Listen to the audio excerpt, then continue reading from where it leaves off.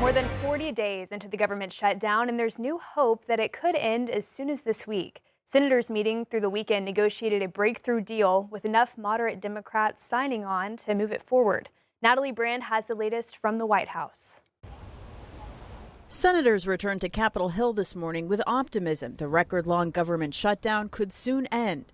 7 Democrats and an independent voted with Senate Republicans late Sunday to advance a House-passed short-term funding measure. The motion upon reconsideration is agreed to. Under a compromise deal negotiated by moderates, that bill would be amended to fund the government through January, reverse shutdown-related federal layoffs, and guarantee back pay to all federal employees.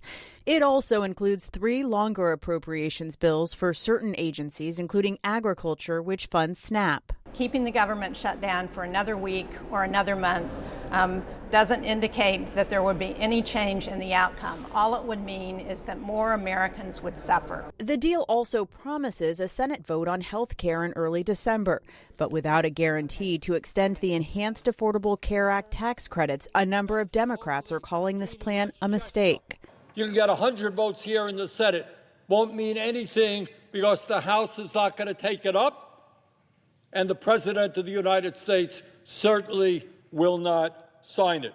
The agreement must still be approved by the Senate and the House. It comes as the impacts of this shutdown are reaching a boiling point for federal workers, air travelers, and those who rely on federal food assistance. Food pantries across the country saw long lines this weekend as the Trump administration ordered states to undo steps taken to restore full SNAP benefits, with a legal fight still playing out. If we don't get SNAP until the shutdown's over, we could end up literally starving. As for those trying to travel, thousands of flights were canceled or delayed this weekend as the FAA began to phase in cuts at major airports.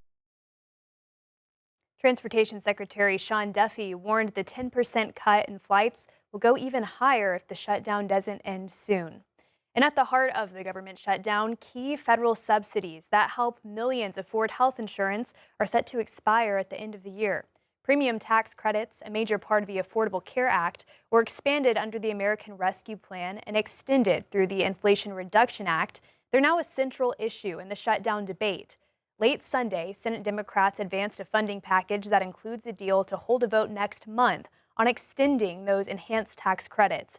If they expire, experts warn consumers could face higher costs, with many families, especially small business owners, the self-employed and gig workers, paying about $1,000 more for coverage next year.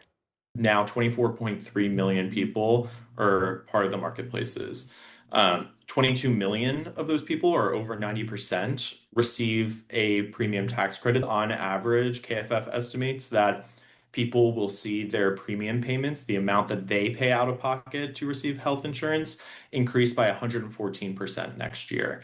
And that's purely just because of the loss of the enhanced premium tax credits.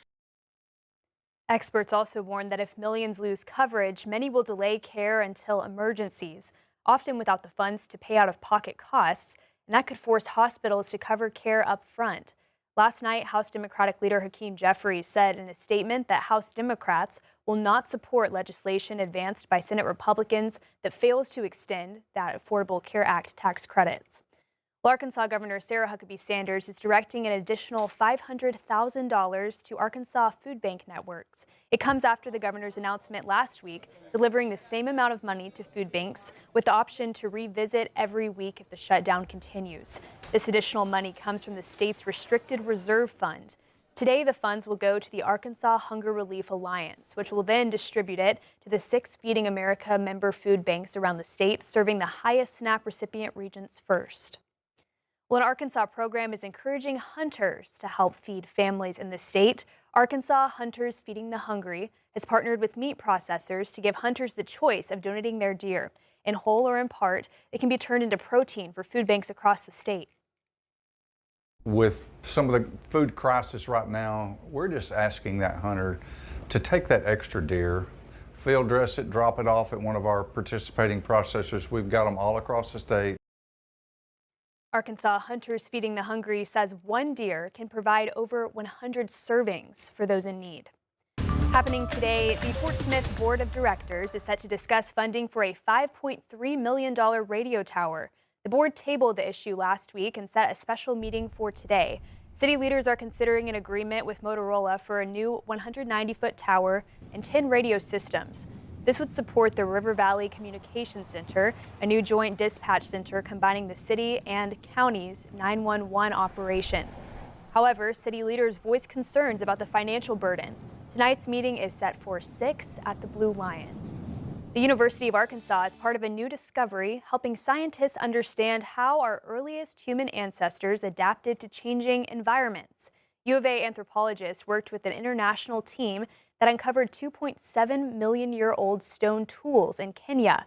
The findings show early humans used the same tool-making methods for more than 300,000 years, even as their environment shifted from wetlands to dry grasslands. Researchers say the discovery shows our earliest ancestors relied on simple stone tools for hundreds of thousands of years, a technology that helped them survive some major climate shifts. So findings like this, where we basically find these very old stone tools, show us that humans were able to adapt to climate change. One, by showing us that humans were there during these periods of extreme environmental change, from really wet to really dry ecosystems. Researchers say the discovery shows that our earliest ancestors used these tools and, again, helped them survive some major climate shifts.